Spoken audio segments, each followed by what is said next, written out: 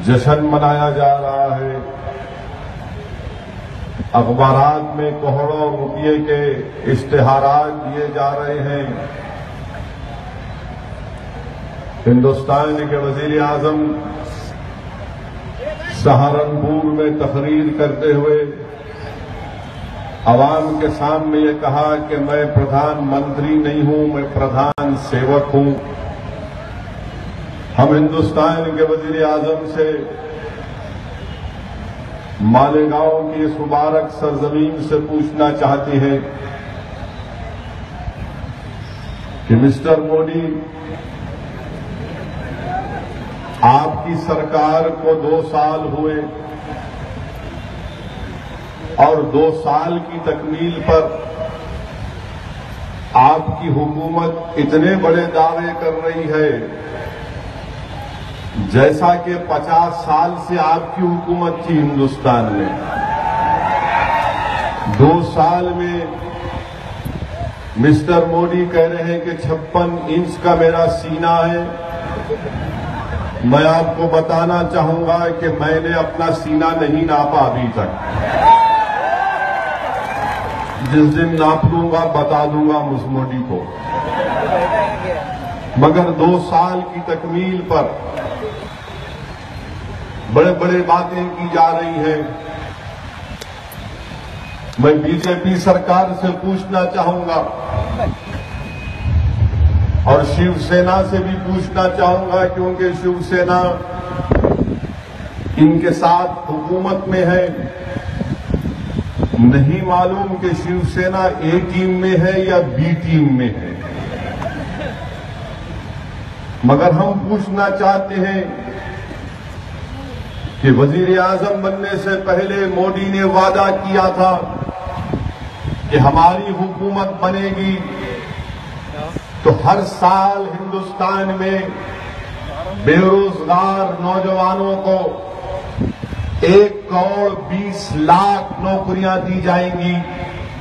मैं बीजेपी और शिवसेना और एनडीए के तमाम जमातों से मेरा सवाल है, 2 साल का तो आप जश्न मना रहे हैं, मनाइए, मगर हिंदुस्तान के करोड़ों गरीब बेरोजगार नौजवान जिनका ताल्लुक मुसलमान और दलित और बैकवर्ड क्लास के तबके से है, वो नरेंद्र मोदी से और उनकी हुकूमत से सवाल कर रहा है और उनसे पूछ रहा है कि तुमने वादा किया था कि हर साल 1 करोड़ 20 लाख नौकरियां हिंदुस्तान के बेरोजगार नौजवानों को मिलेंगी। कहां है वो नौकरियां मित्रों? कहां है वो नौकरियां मिस्टर प्राइम मिनिस्टर? आपकी हुकूमत के मिनिस्ट्री ऑफ लेबर के आदादो-शुमार आपके सामने रख रहा हूं। इस साल के लेबर मिनिस्ट्री के आदादो-शुमार ये कह रहे हैं कि सिर्फ 1.5 लाख बेरोजगार नौजवानों को नौकरियां मिली हिंदुस्तान में। बताओ बीजेपी शिवसेना वालों, तुमने तो बड़ा जहर घोला था, लोगों के सामने जाकर सब्ज बाग दिखाया, हिंदुस्तान के गरीब आवाम के जज्बात का मजाक उड़ाया और कहा था कि अच्छे दिन आएंगे, मोदी वजीर आजम बनेंगे तो हिंदुस्तान के गरीब बेरोजगार नौजवान बच्चे और बच्चियों को 1 करोड़ 20 लाख सालाना नौकरियां मिलेंगी। बताओ आपका वादा कहां तक सच साबित हुआ है? आज इस साल सिर्फ 1.5 लाख लोगों को नौकरियां मिलती है और हिंदुस्तान की आबादी 65% आबादी हमारे वतन अजीज की 35 साल के कम उम्र नौजवानों पर मुश्तमिल है। आज ये नौजवान हिंदुस्तान के इक़्तिदार और सल्तनत पर बैठने वाले, उस ताज और तख्त पर बैठने वाले नरेंद्र मोदी से सवाल कर रहा है, मिस्टर मोदी, आप तो हिंदुस्तान के सल्तनत के बादशाह तो बन गए, मगर तख्त और ताज पर बैठने के बाद आपने गरीब नौजवानों के रोजगार के ताल्लुक से कुछ नहीं सोचा। बताइए नौकरियां कहां चले गई? आप तो 15 लाख का सूट पहनकर ओबामा से मुलाकात करके चाय पी लिए, मगर आज वो गरीब को चाय पीने का पानी दस्तयाब नहीं है। आज हिंदुस्तान का गरीब पीने का साफ पानी उसको नहीं मिलता। आज नौजवानों के चपला घस जाती है, मगर बैंक से कुछ लोन नहीं मिलता। किसान मर रहा है मिस्टर मोदी। आज इस रियासत महाराष्ट्र में इस साल 4,000 के करीब किसान खुदकुशी कर लिए। अफसोस होता है जो हिंदुस्तान की मोहब्बत पर मर मिटने को तैयार हो जाते हैं, जो हिंदुस्तान की इबादत करते हैं, पूजा करते हैं। आज महाराष्ट्र, विदर्भ और मराठवाड़ा में 4,000 किसान खुदकुशी कर लिए, मगर जश्न मनाया जा रहा है दिल्ली में कि 2 साल की तकमील हुई। अरे कभी जाकर उन किसानों के घरों में झांक कर देखते तो तुमको मालूम होता कि जिसकी बेवा आज अपने शौहर के लिए तड़प तड़प कर रो रही है, जश्न मनाने से पहले उन गरीब नौजवानों के घर को जाकर देखते। उन गरीब नौजवानों के जेब में पैसा तो नहीं है, ना उनके घर में खाना है, मगर तुमने नौजवानों को और हिंदुस्तान की आवाम को वादा किया था मिस्टर मोदी के 15 लाख लेकर आएंगे। आज हिंदुस्तान की आवाम वजीर आजम से पूछ रही है, मिस्टर प्राइम मिनिस्टर कहां है मेरे 15 लाख? कहां है मेरे 15 लाख? कहां है मेरे 1 करोड़ 20 लाख नौकरियां जिसका आपने वादा किया था? अरे हर महाज पर बीजेपी नाकाम साबित हो रही है। बताइए मेरे अजीज दोस्तों और बुजुर्गों, जब मोदी वजीर आजम बने, बैनुल अक़वामी मार्केट में ऑयल बिकता था, $80 के ऊपर एक ऑयल का बैरल बिकता था। आज $45 पर एक ऑयल का बैरल मिलता है। 80 से या 85 से 35 पर आ गए। $50 कम हो गए, $50 कम हो गए, मगर पेट्रोल की कीमतों में कमी नहीं आती। $50 ऑयल का बैरल में कमी हो गई, मगर डीजल की कीमतों में कमी नहीं आती। $50 की कमी हो गई, मगर 7 मर्तबा एक्साइज ड्यूटी में इजाफा कर दिया गया। मिस्टर प्राइम मिनिस्टर, ये कौन से अच्छे दिन की आप बात कर रहे थे कि ना हमको नौकरियां मिलती हैं, ना पेट्रोल और डीजल की कीमतों में कमी आती है, मगर हिंदुस्तान के वजीर आजम बात करते हैं अच्छे दिन की। तीसरी मिसाल दे रहा हूं कि बीजेपी और शिवसेना 2 साल का जश्न मना रहे। मैं आपसे पूछना चाहता हूं कि हिंदुस्तान के जितने बैंक हैं उसमें कितना एनपी है, यानी नॉन परफॉर्मिंग एसेट, यानी ऐसा लोन जिसकी अदाई मुश्किल है, जिसको बर्खास्त भूल जाते हैं, उसको एनपीए कहते हैं। मालेगांव के गयूर नौजवानों, मालेगांव की इस मुबारक सरजमीन पर बसने वाले इज्जतदार भाई और बहनों, आपको जानकर गम होगा कि हिंदुस्तान के बैंकों में एनपीए कितना है। 13 लाख करोड़ का एनपीए, 13 लाख करोड़ का एनपीए है। और पूरे हिंदुस्तान का, हमारे वतन अजीज का बजट 18 या 19 लाख करोड़ का हमारा बजट है। एनपीए 13 लाख करोड़ का है। मिस्टर मोदी, ये कौन से अच्छे दिन की आप बात कर रहे हैं? अरे 19 लाख का मेरे मुल्क का बजट, 19 लाख करोड़ का मेरे मुल्क का बजट, और बैंकों में एनपीए 13 लाख करोड़ का। आज मराठवाड़ा में विदर्भ का किसान अगर 2 लाख का लोन लेता है, अदा नहीं करता तो खुदकुशी कर लेता है। मिस्टर मोदी, आपके कौन से अच्छे दिन हैं कि विजय माल्या 9,000 करोड़ लेकर लंदन पहुंच जाता है, 9,000 करोड़ लेकर लंदन पहुंच जाता है। आप तो वादा किए थे कि ना खाऊंगा ना खाने दूंगा।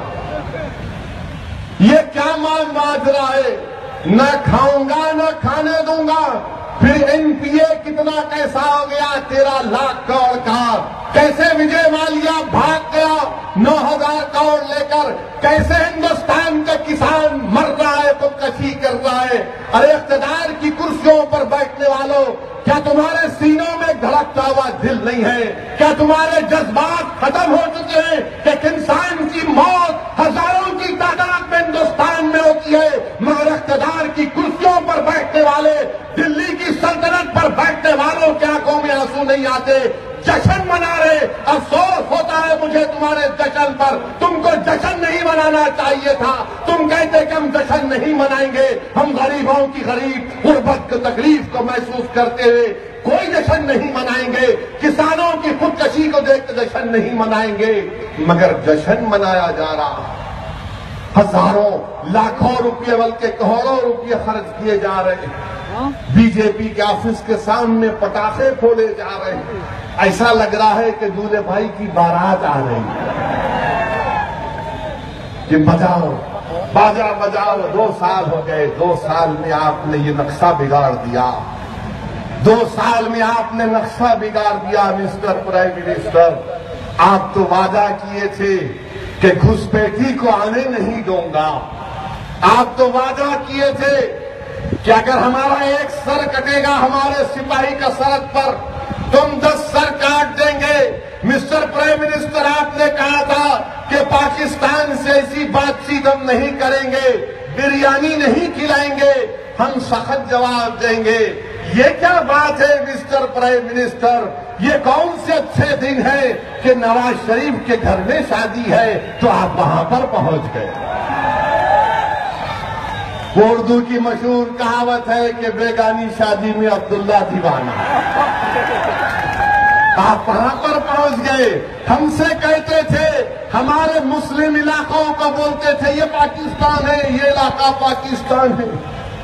जबकि हमारे बुजुर्गों ने जब मुल्क के 2 टुकड़े किए गए तो हमने कहा हम नहीं जाएंगे।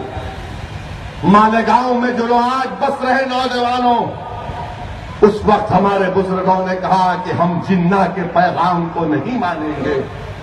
जिन्ना हमारा लीडर नहीं है, हम जिन्ना के पैगाम को ठुकराते हैं। मालेगांव के बुजुर्गों ने जब मुल्क के 2 टुकड़े किए जा रहे थे तो बुजुर्गों ने पुकार पुकार कर कहा मोहम्मद अली जिन्ना को, सुनो जिन्ना, ये वो सरजमीन है जहां पर हिंदुस्तान में सबसे पहले अगर तिरंगा लगाया गया था तो इस सरजमीन पर लगाया गया था। अंग्रेजों से आजादी हिंदुस्तान के किसी हिस्से को मिली तो 7 दिन तक मालेगांव के इलाके को मिली थी। हम जिन्ना के पैगाम को ठुकराया, हमने जिन्ना के पैगाम को ठुकराया। और आप क्या करते हैं mister prime minister? Lahore airport पर उतरे वजीर आजम, नवाज शरीफ खड़े हुए हैं जिनको पाकिस्तान में मियां साहब बोलते हैं। इसी वास्ते शायद हमको देख के बोलते मियां मियां मियां। मियां साहब से मिले प्राइम मिनिस्टर, ऐसा मिले। टीवी पर जब मैं देखा तो ऐसा लग रहा था कि क्या किसी इलाके में एक मेला होता था। हमारे बचपने में मेला होता था, झूले लगते थे, हम लोग जाकर बचपने में झूलों पर बैठते थे, वो मिठा खाते थे। ऐसा लग रहा था कि कोई मेला हुआ था और बरसों पहले 2 भाई बिछड़ गए, बरसों के बाद मिले तो ऐसा मिल रहे मिस्टर मोदी और मिस्टर नवाज शरीफ हाथ पकड़ के चल रहे। क्यों? मैं बोला ये क्या हो रहा भाई? ये तो हमको बोलते थे कि तुम पाकिस्तान के हाथ पकड़ते, तुम पाकिस्तान को देखते, आप पकड़ लिए उनका हाथ। क्या बात है। आप नवाज शरीफ की घर की शादी में चले गए। पाकिस्तान बदलने वाला नहीं था। पाकिस्तान ने कहा मिस्टर मोदी आप घर को तो आ गए, अब हम आपके घर में टेररिस्ट को भिजाएंगे। हमारे पठानकोट के एयरफोर्स बेस में हमला हुआ, हमारे सिपाही मारे गए। बताइए कौन से अच्छे दिन है मिस्टर प्राइम मिनिस्टर? कौन से अच्छे दिन है मिस्टर प्राइम मिनिस्टर ये जिसका आपने मुल्क से वादा किया था? हिंदुस्तान के एक्सपोर्ट्स खत्म हो गए। आपकी हुकूमत ऐलान करती है कि आप कहते हैं कि मेरी हुकूमत, मैं देश का प्रधान सेवक हूं, मेरी हुकूमत गरीबों के लिए है।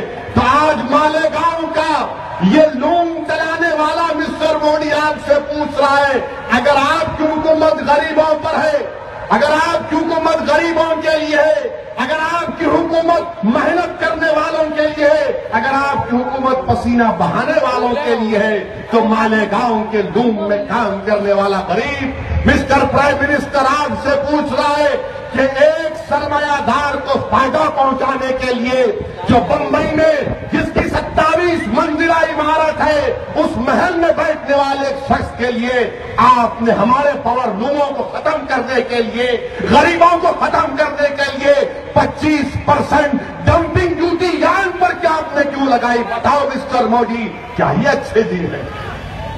क्या ये अच्छे दिन है कि यान के ऊपर 25% एंटी डंपिंग ड्यूटी लगा दी है, और फिर जिसको फायदा हो रहा है, कितने में बिक रहा है?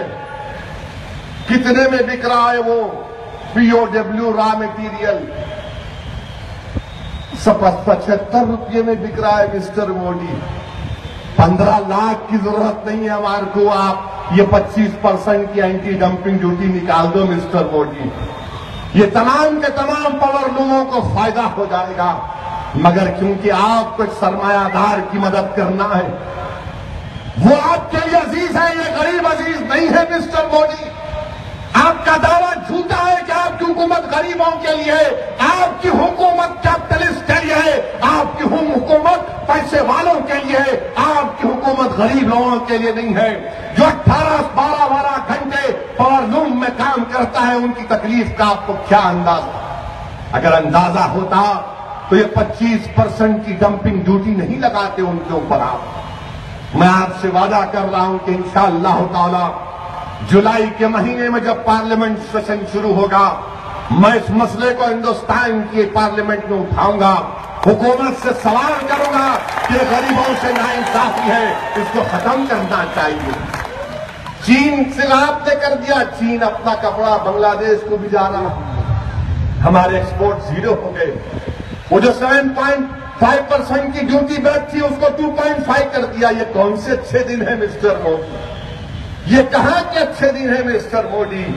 और बताइए अजीज दोस्तों और बुजुर्गों, हिंदुस्तान के वजीर आजम ने सहारनपुर की तकरीर में कहा कि मैं वोट बैंक की राजनीति पर भरोसा नहीं करता, मैं किसी की वोट बैंक की राजनीति पर भरोसा नहीं करता, मैं किसी एक मजहब के बारे में बात नहीं करता, मैं चाहता हूं कि पूरा हिंदुस्तान तरक्की करे, बहुत अच्छा है।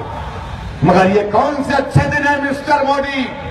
महाराष्ट्र के बंबई हाई कोर्ट ने महाराष्ट्र के मुसलमानों को तालीम में रिजर्वेशन देने के लिए कहा, तो आपकी हुकूमत नहीं देती, जाटों को देती हरियाणा में, पटेलों को देती है गुजरात में, मगर महाराष्ट्र के मुसलमानों को आपकी हुकूमत नहीं देती।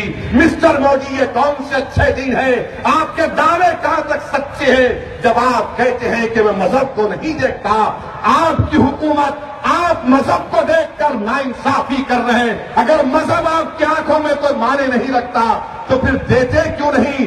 गरीब नौजवानों को महाराष्ट्र के हमारे बच्चे और बच्चियां जो तड़प रहे हैं पढ़ने के लिए, जो डॉक्टर बनना चाहते हैं, इंजीनियर बनना चाहते हैं, लेक्चरर बनना चाहते हैं, प्रोफेसर बनना चाहते हैं, साइंटिस्ट बनना चाहते हैं, ताकि चांद पर जाकर हिंदुस्तान के झंडे को गाड़े, आप क्यों नहीं देते हमको मौका? तो हमको मौका मगर जाटों को देते हैं। क्यों? जाट आपको अजीज है, महाराष्ट्र का मुसलमान अजीज नहीं है। गुजरात का पटेल आपको अजीज है, महाराष्ट्र का मुसलमान अजीज नहीं है आपको मिस्टर मोदी। मैं आप ही के अल्फाज को सामने रखकर कह रहा हूं, दुनिया तो मुझे बदनाम करती है कि ओवैसी भड़काऊ भाषण देता है।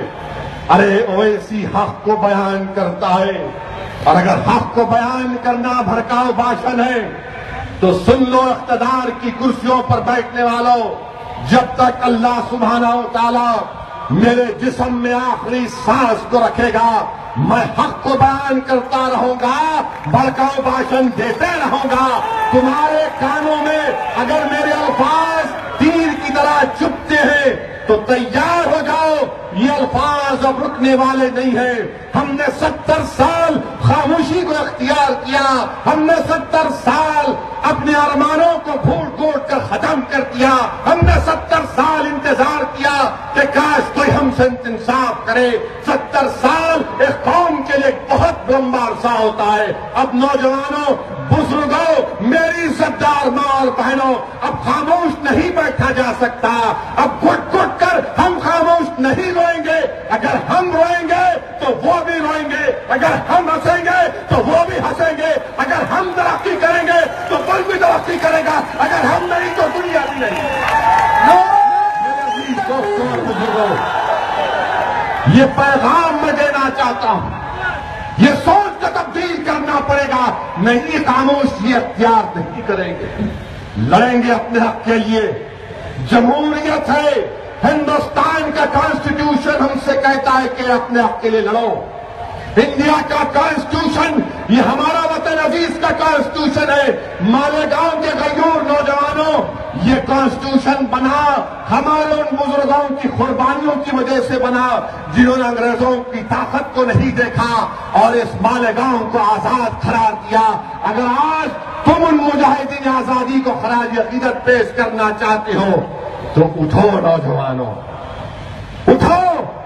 अगर तुम्हारे सीनों में उन मुजाहिदीन की कुर्बानियां जिंदा है, उठो, अपने मुकद्दर के फैसले तुम खुद आज कर सकते हो। अपनी जमात से वाबस्ता हो जाओ, मुत्तहिद हो जाओ। याद रखो, इंशाअल्लाह ताला जब हम इत्तेहाद की अहमियत को समझ जाएंगे और उस पर अमल करेंगे तो इससे बड़ी ताकत कोई और नहीं है। मगर फर्क यह है कि हम मुत्तहिद होने को तैयार नहीं हैं। अगर हम मुत्तहिद हो जाएंगे तो हमारे जो मसाइल रुके हुए हैं वो मसाइल हल किए जा सकते हैं। मेरे अजीज दोस्तों और बुजुर्गों, और अच्छे दिन की बात करते हैं, मिस्टर मोदी अच्छे दिन की बात करते हैं। अच्छा, मुझे ये भी बताया गया कि कोई राष्ट्रवादी कांग्रेस के लीडर भी आए थे, यहां पर आए, सुना मैं, आकर बहुत मेरे बारे में बोल के गए।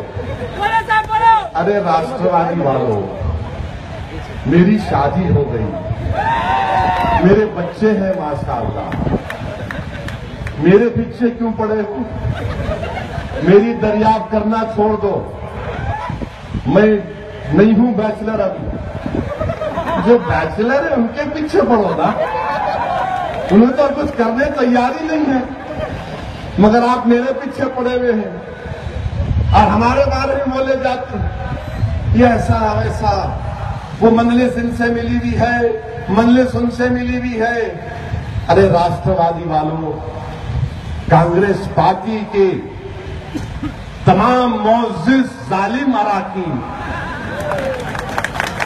मुअज़्ज़िज़ भी है और जालिम भी है, मुअज़्ज़िज़ भी है और बेनफ्स है, इन पर कोई असर नहीं होता हमारी तकालीफ, क्योंकि मजलिस खड़ी हुई है, दलितों और मुसलमानों के इंसाफ के लिए लड़ रही है, सीना तान कर आरएसएस से लड़ रही है, बीजेपी से लड़ रही है, बजरंग दल से लड़ रही है, कांग्रेस से मुकाबला कर रही है, राष्ट्रवादी को शिकस्त दे रही है। तो ये तमाम के तमाम एक हो गए। और कैसे एक हो गए? मुझ पर इल्जाम, मेरी जमात पर इल्जाम, अब्दुल मालिक पर इल्जाम, मैं उत्तर प्रदेश जाता हूं तो इल्जाम, मैं हिंदुस्तान के कोने में जाता हूं तो इल्जाम। अरे बताओ, क्या तुम्हारा गुरूर खत्म कब होगा? क्या हिंदुस्तान का मुसलमान कांग्रेस वालों बताओ, क्या मैं तुम्हारी गुलामी करने के लिए पैदा हुआ? बताओ कांग्रेस वालों, क्या मेरा पैदा होना इस दुनिया में तुम्हारी गुलामी करने के लिए नहीं? कांग्रेस वालों, मेरा इस दुनिया में पैदा होना अल्लाह की इबादत करने का वही मकसद है। मैं अल्लाह की गुलामी करूंगा, तुम जैसे थर्ड क्लास लोगों की गुलामी नहीं करूंगा। मैं लोगों को जगाऊंगा, तुम्हारा असली चेहरा सामने आ गया। तुम्हारे कई चेहरे हैं जो सामने आते हैं। वारिस पठान को सस्पेंड क्यों किया? वारिस पठान को सस्पेंड क्यों किया? क्योंकि वारिस पठान ने कहा कि मैं तौहीद परस्त हूं, वारिस पठान ने कहा कि मैं तौहीद परस्त हूं। वारिस पठान ने कहा कि हिंदुस्तान के दस्तूर में, हिंदुस्तान के कॉन्स्टिट्यूशन में कोई नारा नहीं है। वारिस पठान ने कहा कि मैं नहीं बोलूंगा। वारिस पठान ने कहा कि मैं इसलिए नहीं बोलूंगा कि अगर आज मैं तुम्हारे डर और खौफ से कुछ बोलूंगा तो आने वाली नस्ल मुझसे कहेगी कि तूने गयूर मुसलमानों का नुमाइंदा था, तू चंद लोगों के सामने डर गया। मैं नहीं बोलूंगा, मैं नहीं बोलूंगा। तो उसका नतीजा क्या निकला? उसका नतीजा ये निकला कि कांग्रेस पार्टी महाराष्ट्र के विधानसभा में रेजोल्यूशन मूव करती है और कहती है कि वारिस पठान को निकालकर फेंक दिया जाए। वारिस पठान ने कहा निकाल दो मुझे, मगर हिंदुस्तान का कॉन्स्टिट्यूशन मुझसे इस बात का मुतालबा नहीं करता। मैं वकील हूं, मैं जानता हूं दस्तूर को, मैं नहीं कहूंगा। राष्ट्रवादी कांग्रेस का वो जोकर जो यहां पर आया था, ठीक है, मुमरा को आ रहा हूं प्यारे, मुमरा को आ रहा हूं, वहां पर भी मेरी आवाज इंशाअल्लाह ताला पहुंचेगी और बढ़ाएगी, तुमको और डायबिटिक करेगी, तुम्हारे दिल को और परेशान करेगी। वो उठकर बोला वारिस को निकालकर फेंक दो। क्यों फेंके वारिस को? क्या जुर्म था मेरा? वारिस पठान नहीं है, वारिस आप है। जो हिंदुस्तान के सेक्युलरिज्म पर यकीन करता वो वारिस है। जो हिंदुस्तान के कॉन्स्टिट्यूशन को मानता वो वारिस है। जो तौहीद परस्त है वो वाहिद वारिस है। वारिस को निकालकर फेंक दिए। कांग्रेस ने रेजोल्यूशन मूव किया, राष्ट्रवादी कांग्रेस ने मूव किया और बीजेपी और शिवसेना ने कहा ओके। जब आप और हम साथ हो गए तो फिर मजलिस क्या चीज है? आपने देख लिया कि कांग्रेस जो कहती थी दिल्ली में, उनके बड़े लीडर बोलते पार्लियामेंट में, हम सावरकर को नहीं मानते। फिर आपके प्यारे महाराष्ट्र के असेंबली में सावरकर की बात नहीं कर रहे थे। वारिस का सस्पेंशन इस बात की गवाह है कि तुम सावरकर की सोच पर चलते हो। हम हिंदुस्तान के कॉन्स्टिट्यूशन को सामने रखकर चलते हैं। तो हिंदुस्तान को सेकुलर नहीं देखना चाहते, हम हिंदुस्तान को सेकुलर बरकरार रखना चाहते हैं। कांग्रेस पार्टी ने ये काम किया। अब बोलते हैं कि आप इनसे मिले हुए हैं, उनसे मिले हुए हैं। अरे भाई, तुम मेरा रिश्ता कितनों से मिलाओगे? कितनों से मुझे मिलाओगे? हाँ, मैं मर्द जरूर हूं, जरूर एक मर्द की तरह सामने ठहरा हूं तुम्हारे, और इंशाअल्लाह ताला मजलिस का हर अदना रुकन सीना तान कर खड़ा रहेगा जालिमों के खिलाफ। मगर याद रखो कांग्रेस वालों, हिंदुस्तान को अगर बचाना है तो तुमको बचाना जरूरी नहीं है। हिंदुस्तान मजलिस से बड़ा है, हिंदुस्तान कांग्रेस से बड़ा है, हिंदुस्तान कांग्रेस के परिवार से बड़ा है, हिंदुस्तान संघ परिवार से बड़ा है, हिंदुस्तान मोदी से बड़ा है, हिंदुस्तान सावरकर से बड़ा है, हिंदुस्तान सबसे बड़ा है। हिंदुस्तान को बचाना है, कांग्रेस को नहीं बचाना। कांग्रेस दे ही डूब जाने दो, मुल्क ना डूबे। याद रखो, असदुद्दीन ओवैसी दुनिया से चला जाएगा, मगर मुल्क को बचाना। कांग्रेस वाले क्या बोलते? हमको बचाओ तो मुल्क बचेगा, हमारे परिवार को बचाओ तो मुल्क बचाएगा। अरे भाई, 70 साल से हम लोग गोद में आपको उठाकर लोरियां दे देकर सुला रहे हैं। अब नहीं भाई, अब नहीं। अब बच्चे को अपनी अम्मा के साथ बड़ा होना पड़ेगा। अब हम तुम्हारी परवरिश नहीं कर सकते। हमको हमारे बच्चों का ख्याल करना है, हमारे मुस्तकबिल को देखना है। मगर कांग्रेसी बोलते मोदी को रोकना है, बीजेपी को हराना है। तो कांग्रेस को ला लो आप। कांग्रेस वालों, 280 सीट पर मोदी जीत के आया मेरी वजह से। महाराष्ट्र में 40 से ज्यादा एमपी सीट पर कामयाब होगा मेरी वजह से। तुम पूरे बर्बाद हो गए मेरी वजह से। शरद पवार साहिब की मैं बड़ी इज्जत करता हूं, मुझे अफसोस होता है जब उनकी पार्टी का एक जोकर इस तरह की बात करता है। शरद पवार साहब 75 साल के हुए, अच्छा है और जियो। उनकी 75वीं सालगिरह में चीफ गेस्ट असदुद्दीन ओवैसी थे, नरेंद्र मोदी थे। कौन थे चीफ गेस्ट? कैसा कूद कूद के जा रहे थे, sir sir sir sir sir को दिखा रहे, सर कहे के सर जी सब बराबर है हिंदुस्तान के कॉन्स्टिट्यूशन में, कोई बड़ा नहीं कोई छोटा नहीं, सब बराबर हैं। आप उनको बुलाते अपनी सालगिरह में, मैं अपने घर में अपने बच्चे का हकीका कराता हूं, गैर को नहीं बुलाता हूं। बच्चे की खतना हुई तो बोलता हूं, मेरे दलित भाई को बोलता हूं, आजा बाप बैठ, खुशी का मौका है, थोड़ा खा लेंगे अपन। आप अपने 75वीं सालगिरह में मोदी को बुलाते और असदुद्दीन ओवैसी पर उंगली उठाते। याद रखो, इसका इंशाअल्लाह मुकाबला नहीं कर सकोगे। अगर मैं बोलना शुरू कर दूं तो फिर तुम बहुत नाराज हो जाओगे, बहुत तकलीफ होगी। इसीलिए बेहतर है कि जो 75,000 करोड़ का करप्शन तुमने किया इरिगेशन में, तुम अपने आप को बचाने की कोशिश कर रहे हो, बचा लो, मुझे उसकी फिक्र नहीं है, मगर हमारे पीछे मत पड़ो। अपने आप को बचा लो, अपने पार्टी के सदर को बचाओ कि जेल की सलाखों के पीछे ना चला जाए। याद रखो, अब मजलिस रुकने वाली नहीं है। महाराष्ट्र के हर गांव में, हर जिले हेडक्वार्टर पर मजलिस आ चुकी है और मजलिस पूरी ताकत के साथ मुसलमानों और दलितों को चाहूंगा। क्या कांग्रेस पार्टी मालेगांव 2006 30 सितंबर को जो बम ब्लास्ट हुआ, जिसमें मालेगांव के बच्चों को, नौजवानों को गिरफ्तार गया, उनके नाखूनों को निकाला गया, पीटा गया, भूखा रखा गया, क्या कांग्रेस पार्टी अब अदालत ने उन मालेगांव के नौजवानों को बेकसूर करार दिया? मैं चैलेंज कर रहा हूं कांग्रेस पार्टी, क्या तुम 2006 के बम ब्लास्ट के हमारे बच्चों को, जो तुम्हारे जुल्म की वजह से, तुम्हारे तासुब की वजह से, तुम्हारी दुश्मनी की वजह से, तुम्हारी नफरत की वजह से हमारे बच्चों की जिंदगी खराब हुई, क्या तुम आज माफी चाहने तैयार हो? बताओ, क्या तुम आज माफी चाहने को तैयार हो कांग्रेस पार्टी वालों? अशोक राज चौहान जो सदर हैं, मैं आपसे पूछना चाहता हूं कि आप तैयार हैं? पृथ्वीराज चौहान से पूछना चाहता हूं कि आप तैयार हैं? तो बोलेंगे, खामोशी अख्तियार करेंगे।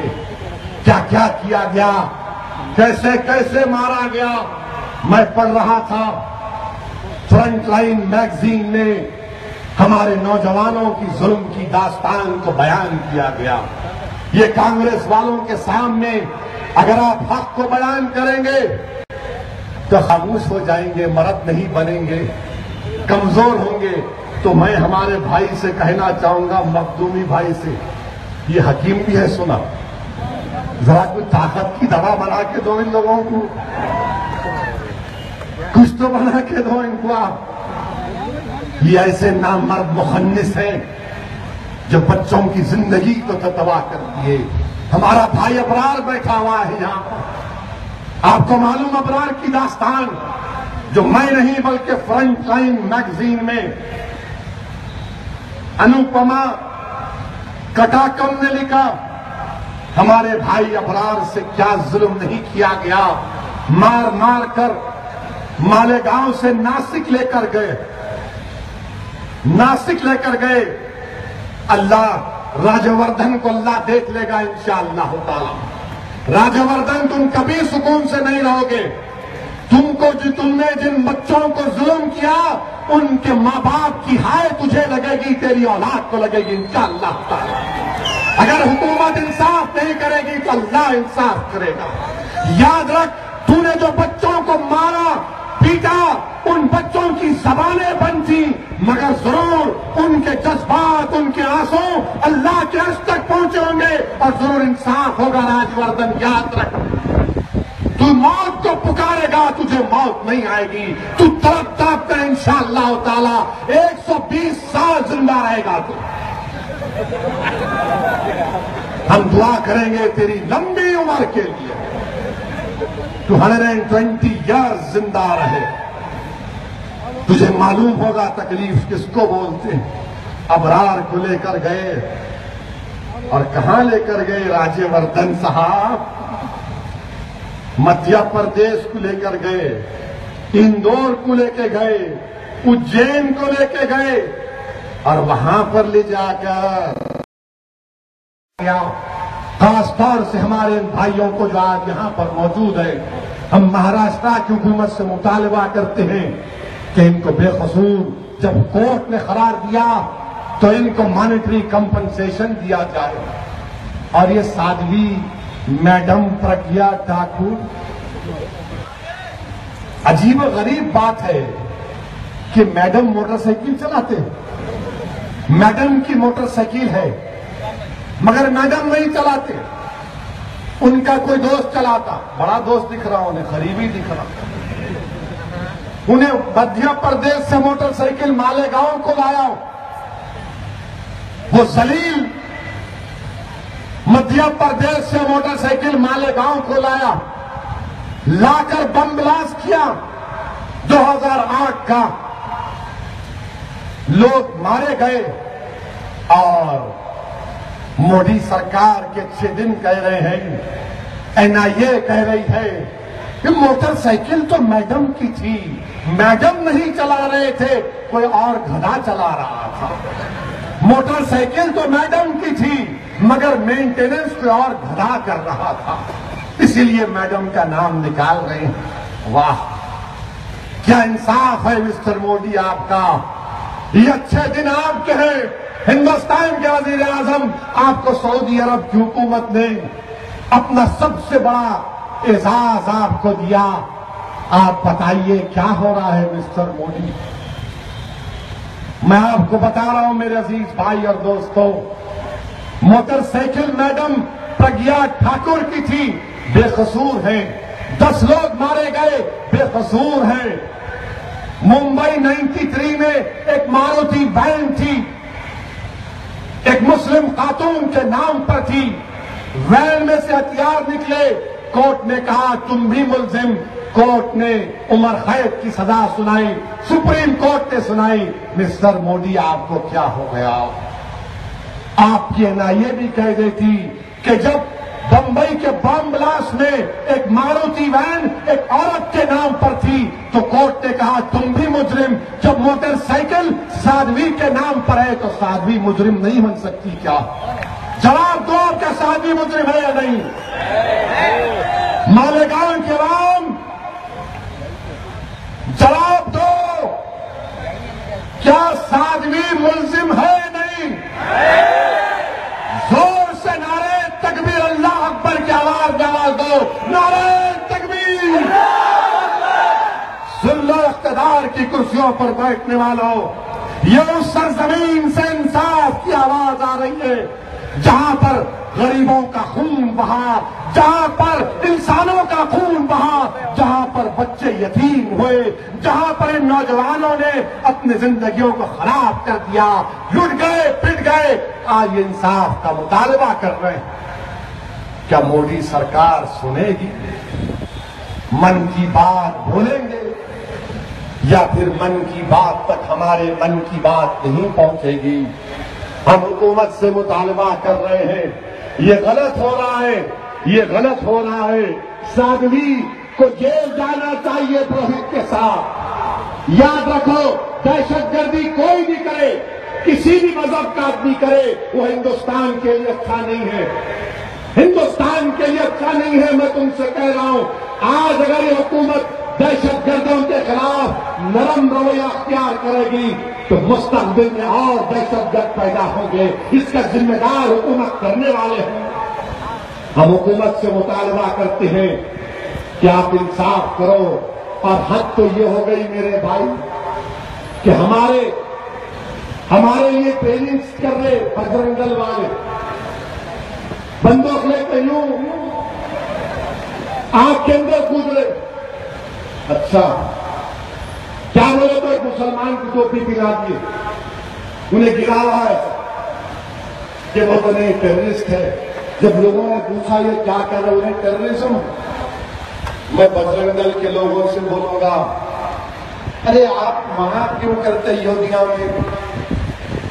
आप महाराष्ट्र को आओ ना, गढ़ी चोरली में वहां चले जाओ, वहां नक्सलाइट है, वहां जाके दिखाओ, अपना ताकत दिखाओ, वहां जाके नारे लगाओ भारत, फूला बोलो, जाओ अंदर जंगल में जाके वहां बोलो, वहां दिखाओ, तलवार दिखाओ। वहां नहीं जाएंगे, वहां अंदर गए तो कपड़े भी वापस नहीं आते हैं, खाली ये पेपर टाइगर है, यहां कूद रहे वहां कूद रहे। मेरे को आगे टीवी वाले बोल रहे ऐसा करने वाले क्या करते, मिलाकर हम खाली मालेगांव में अगर हमारे भाई की शादी की बारात निकली, या औरंगाबाद में निकली, या हैदराबाद के किसी गली में हमारे भाई की शादी की बारात निकली, अगर हम खाली एक लकड़ी को तलवार समझ के नाचते तो पुलिस आके बोलती कहां से लाया, ये चाकू कहां से लाया, तलवार कहां से लाया, किधर से लाया, कौन दिया? ये क्या इंसाफ है? अगर वो क्या मुसलमान करते तो क्या करते? हिंदुस्तान में बोलते आईसिस आ गई, आईसिस आ गई, आईसिस आ गई। अब आईसिस का जिक्र आया, वो आईसिस के लोग अपने आप को दाइश बोलते, उन्होंने वहां बैठे रहे, वहां बैठ के उन्होंने मेरे कुछ दुश्मन बन गए। दाइश वाले मेरी फोटो दिखा रहे, औरंगाबाद में इलेक्शन कैंपेन कर रहा हूं, मेरी फोटो दिखा रहे दाइश वाले। अरे कौन सा खलीफा है ये? बगदादी है। तू तेरे घर का खलीफा, तू कहां का खलीफा? उनके बच्चे वीडियो डाल के 100 दिन वो इसी को डरा रहे, ऐसा करेंगे। अरे बाबू तुमको मैं चैलेंज कर रहा हूं, आ जाओ जिहाद पे डिबेट कर लेंगे। आईसिस वालों जाओ, आओ जिहाद पे डिबेट करेंगे, आओ। तुम जिस जगह बोले मैं तैयार हूं, जिहाद पे डिबेट करेंगे। अरे तुमको इस्लाम नहीं मालूम? वो एक नौजवान बच्चा बोल रहा बेवकूफ है, वो नालायक है, पूरा इस्लाम अमन का मजहब नहीं, इस्लाम कताल का मजहब है। अरे बेवकूफ, मोमिन को मुसलमान को मोमिन बोलते, क्या माने मोमिन के बताओ फिर? अमन के माने है नहीं, ये होता है कताल। नूरुल मसाबे पढ़ो जाके आईसिस वालों, नूरुल मसाबे में 20 शराइत लिखेगा इतिहास की। अल्लामा वो बहुत बड़े आलिम दीन ने क्या लिखा, अल्लामा रागिब अस्फहानी रहमतुल्लाह अलैह ने बताया जिहाद 3 किस्म का, इन्हों बुदारे नहीं, असल कुछ है प्यारे, ये अजीब और गरीब है। तुम डर के भाग गए हिंदुस्तान से, मैं खड़ा हुआ हूं, देखो तुम डर के भाग गए बीजेपी से, तुम डर के भाग गए मोहन भगवत से, तुम डर के भाग गए शिवसेना से। मैं डर कर नहीं भागा, मैं अल्लाह से डरने वाला हूं और इन तमाम से नहीं डरने वाला। मैं मुल्क से भागने वाला नहीं हूं, मैं जिंदा रहूंगा। सुनो बगदादी, अगर मेरी आवाज तेरे कान तक पहुंचे तो सुन, असदुद्दीन ओवैसी जिंदा रहेगा तो एक मुजाहिद की तरह रहेगा, और अगर दुनिया से जाएगा तो शहीद बनकर जाएगा। मैं पीठ दिखाकर नहीं भागने वाला, मैं हिजरत के मुकद्दस नाम पर फरार की जिंदगी नहीं गुजारूंगा। ये मुल्क मेरा है, इस मुल्क में रहूंगा, बाइज्जत मुसलमान बनकर रहूंगा, बड़े फख्र के साथ मुसलमान बनकर रहूंगा, अपने हक के लिए लड़ता रहूंगा। अरे वो वहां पर बैठकर ये बातें करने वालों, इस्लाम तुम हमको मत सिखाओ, इस्लाम हम जानते हैं, तुमसे अच्छा जानते हैं। तुम्हारे बाप को बगदादी को भी इस्लाम सिखाएंगे, और अगर हमसे बात करा तो बगदादी को कलमा भी पढ़ा देंगे इंशाअल्लाह। मेरे दोस्त